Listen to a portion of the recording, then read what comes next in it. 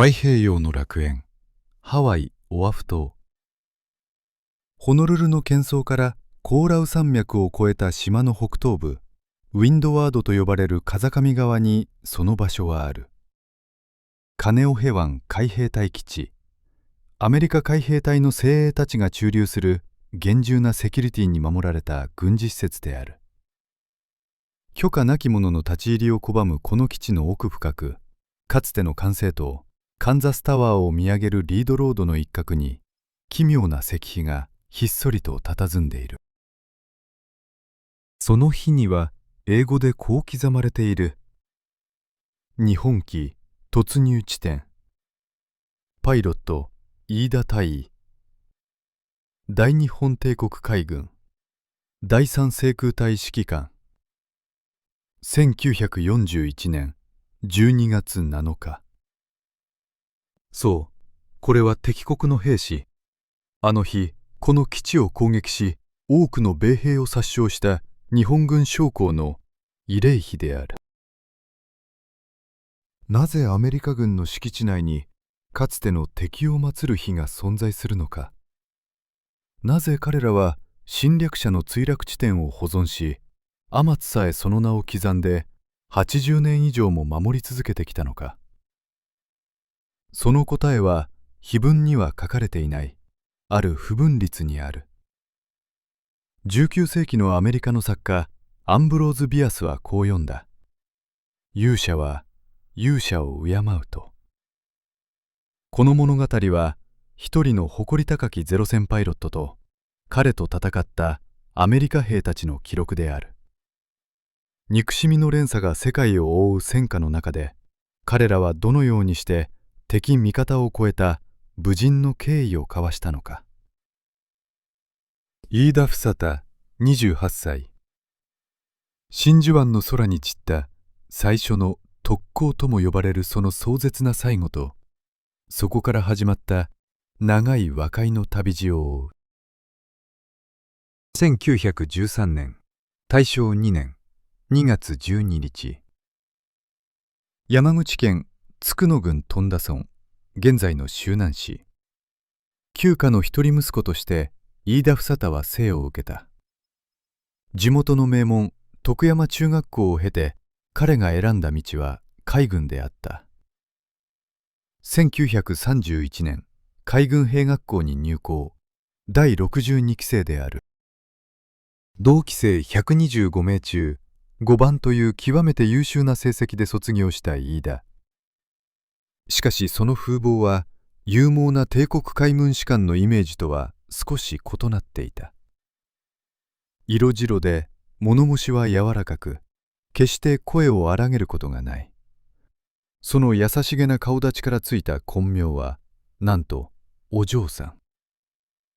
だがその内側には誰よりも強靭な精神が宿っていた。部下であった角田和夫は後にこう回想している。この人とならいつどこで死んでも悔いはない。飯田は部下からそれほどまでに信服される稀有な指揮官となっていった。その実力が世界に示されたのは1940年昭和15年のことである。舞台は日中戦争の激戦地中国大陸。飯田は第12航空隊の分隊長として当時最新鋭の機体を任される。三菱ゼロ式艦上戦闘機、いわゆるゼロ戦である。その初期型である11型を借り、飯田は敵の拠点成都への長距離攻撃を敢行した。10月26日正午過ぎ、飯田率いるわずか8機のゼロ戦隊は成都新進飛行場上空で待ち構えていた中国軍機と遭遇する。敵は E15 型戦闘機など10機以上。しかし飯田隊の技量とゼロ戦の圧倒的な性能は空戦の常識を覆した。結果は敵機10機を全機撃墜。味方の損害はゼロ。完全勝利であった。この戦果は日本ニュースで大々的に報じられ、飯田たちは敵機撃墜の八勇士として一躍国民的英雄となる。お嬢さんと呼ばれた男は今や海軍きってのエースパイロットとなっていた。だが熱狂する国内の報道とは裏腹に、飯田本人の眼差しは冷徹だった。彼は知っていたのだ。華々しい空戦の勝利だけでは戦争の行方は決しないということを。敵機撃墜の八勇士としての称賛に沸く基地だが、部下の角田和夫は指揮官である飯田が浮かない顔をしていることに気づいていた。なぜ喜ばないのですかと問う部下に、飯田は静かにしかし衝撃的な数字を突きつけた。こんなことで喜んでいてはいけない。空襲で勝負をつけることはできないのだ。飯田は続けた。重慶の奥地に 60km 爆弾を一発落とす。その製造費、運搬費、燃料、機体の消耗、人件費。計算すると一発あたり約1000円がかかる。対して相手はどうだ。爆弾で開いた穴を埋めるクーリーの労賃はわずか50銭だ。1000円の攻撃に対し50銭の修復。その差は2000対1。実に2000対1の消耗戦なのだ。こんな戦争を続けていたら、日本は今に大変なことになる。飯田房太は単なる戦闘機乗りではなかった。彼は戦争というものを経済的なコストと兵隊の視点から冷静に分析できる極めて理知的な軍人だったのである。そして時が流れ、1941年12月、日米開戦は不可避となっていた。飯田は空母蒼龍の分隊長としてハワイ真珠湾を目指す機動部隊の中にいた。彼には分かっていた。巨大な工業力を持つアメリカとの戦争がかつて彼が危惧した消耗戦の極みになることを。攻撃の前日、決戦を翌朝に控えた飯田は密かに列機の搭乗員たちを集め、こう訓示したという。この戦はどのように計算してみても万に一つの勝算もない。開戦の高揚感に包まれる艦内で指揮官の口から語られたのはあまりにも絶望的な予測だった。だが飯田の言葉は続く。私は生きて祖国の滅亡を見るに忍びない。私は明日の栄えある開戦の日に自爆する。そして彼は若き部下たちに最後の命令を下した。だが皆はなるべく長く生き延びて国の行方を見守ってもらいたい。勝算なき戦いと知りながら自らは死を選び、部下には生を説く。その矛盾の中にこそ飯田房太という男の悲壮なまでの覚悟があった。運命の12月8日が明けようとしていた。1941年12月8日、ハワイ、現地時間7日。歴史が大きく転換する夜明けが訪れた。空母蒼龍の飛行甲板。張り詰めた空気の中、発艦の時が迫る。飯田房太大尉は第二次攻撃隊第三制空隊の指揮官としてゼロ式艦上戦闘機21型機体番号 BI151 の操縦席に収まった。彼に課せられた任務は極めて重要であった。真珠湾の主力艦隊への攻撃を援護すべく、オアフ島の反対側カネオヘ海軍航空基地を叩くこと。そこには米軍の目である長距離哨戒飛行艇 PBY カタリナが配備されている。この目を潰さなければ機動部隊は発見され岐路を断たれる危険性があったのだ。発艦始め。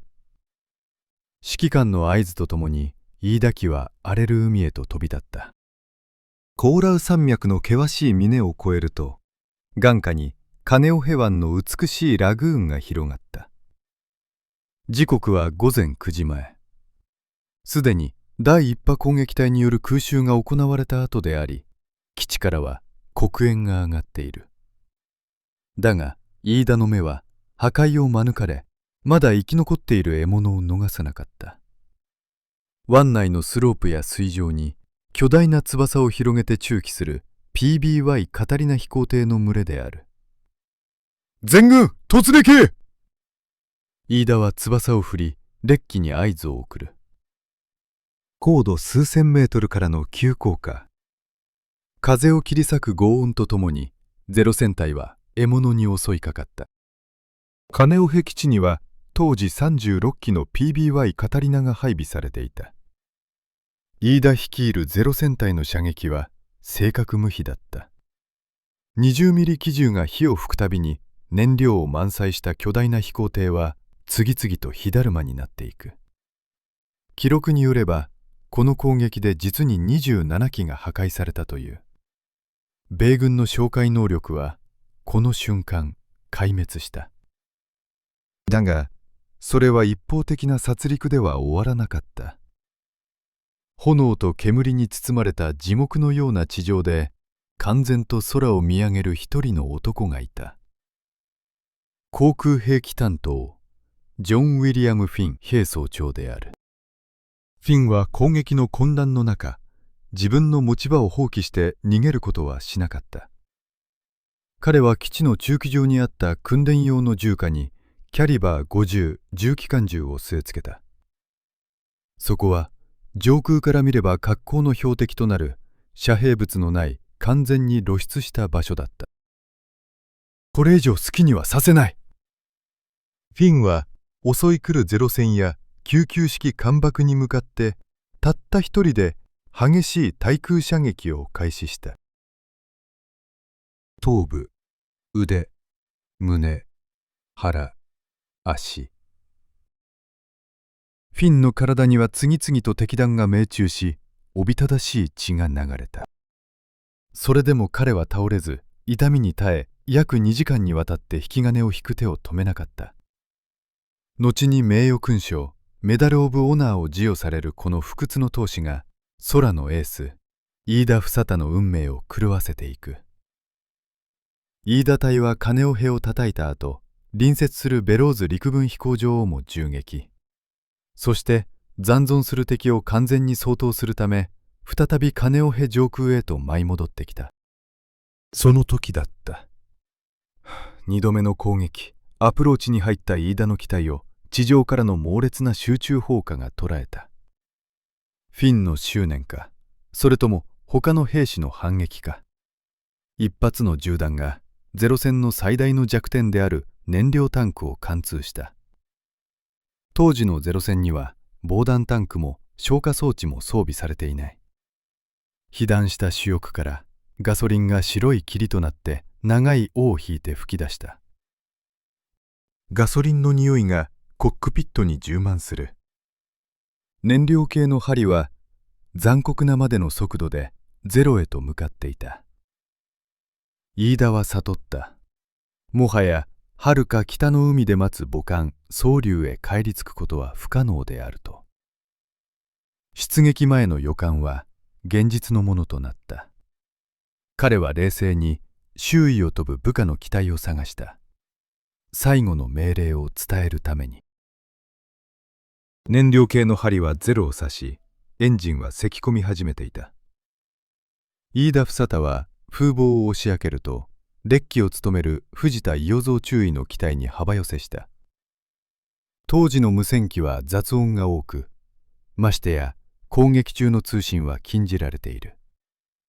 飯田は風圧に抗いながら手信号で最後の意思を伝えようとした。彼はまず自分の口元を指さし、それを左右に振った。燃料切れを意味する合図である。続いて彼は指を地上へと向けた。我、自爆す。その瞬間、藤田の脳裏には出撃前夜の飯田の言葉がよみがえったに違いない。万に一つの勝算もない。私は自爆する。この合図はあの悲壮な約束の履行であった。飯田は最後に藤田に向かって静かに手を振り、穏やかな笑顔を見せた。さらば、あとは頼む。それが偉大なる指揮官が部下に見せた最後の姿だった。藤田たちを戦場から離脱させた飯田は高度を上げ、再び金尾僻地の上空へと戻った。彼の眼下には攻撃目標となる巨大な施設が見えていた。基地の中枢である第101格納庫、そしてそのすぐ脇にそびえ立つ管制塔、カンザスタワー。一説には飯田はこのタワーの下に燃料貯蔵庫があると信じ、そこを狙ったとも言われている。目標、カンザスタワー。飯田はスロットルを全開にした。最大速度での急降下。だが待ち構える米軍の対空砲火は先ほどよりもさらに熾烈を極めていた。地上では金尾僻地防備隊のコンラッド・アール・フリーズらが必死の弾幕を張っていた。撃て！撃ち落とせ！無数の銃弾が飯田機に吸い込まれていく。地上からの猛烈な射撃は飯田の機体を空中分解寸前まで引き裂いていった。操縦柵が切れたのか、あるいは飯田自身が被弾したのか、機体は制御を失い始めた。狙っていた格納庫とタワーを機体はわずかに飛び越えた。そのまま最大士官宿舎の近くリードロード沿いの丘の斜面に激突した。午前9時30分、巨大な爆発音と黒煙が金尾辺の空に上がった。海軍大尉飯田房太、享年28。その命は真珠湾の土となって散った。戦いが終わった金尾僻地は死臭と硝煙に包まれていた。米軍の損害も甚大で、18名の海軍兵士と1名の民間人が犠牲となっていた。怒りに燃える米兵たちが飯田機の残骸を取り囲んだ。炎上する機体から一人の男が飯田の遺体を引きずり出した。サム・チュンという名の民間人であった。憎き敵のパイロット。罵声を浴びせてもおかしくない状況である。だが基地司令官は静かに命じた。彼もまた祖国のために勇敢に戦った軍人である。丁重に葬れ。飯田房太の遺体はこの攻撃で戦死した18名の米兵たちと同じ場所、ヘレロア埋葬地に埋葬された。敵と味方が同じ土の下で隣り合って眠る。それは凄惨な殺し合いの直後に起きた奇跡のような騎士道精神の発露であった。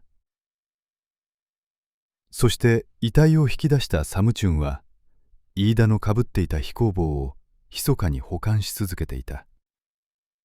これが半世紀後の奇跡へとつながっていくことになる。戦争が終わり、長い年月が流れた。金尾辺に仮埋葬されていた飯田房太の遺骨は戦後日本へと無言の帰国を果たした。だが物語はそこで終わりではなかった。